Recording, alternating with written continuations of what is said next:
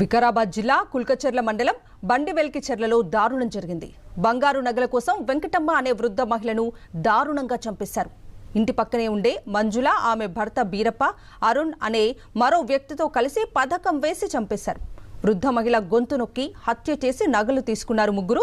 వృద్ధురాలి మృతదేహాన్ని తీసుకెళ్లి తిరుమలాపూర్ అటవీ ప్రాంతంలో పెట్రోల్ పోసి నిప్పంటించి మాయం చేసే ప్రయత్నం చేశారు.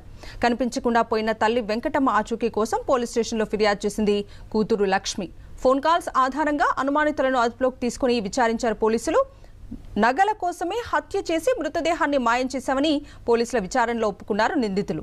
వృద్ధురాలి మృతదేహానికి నిప్పు పెట్టిన ప్రాంతాలను, కొన్ని భాగాలను పోలీసులు స్వాధీనం చేసుకున్నారు.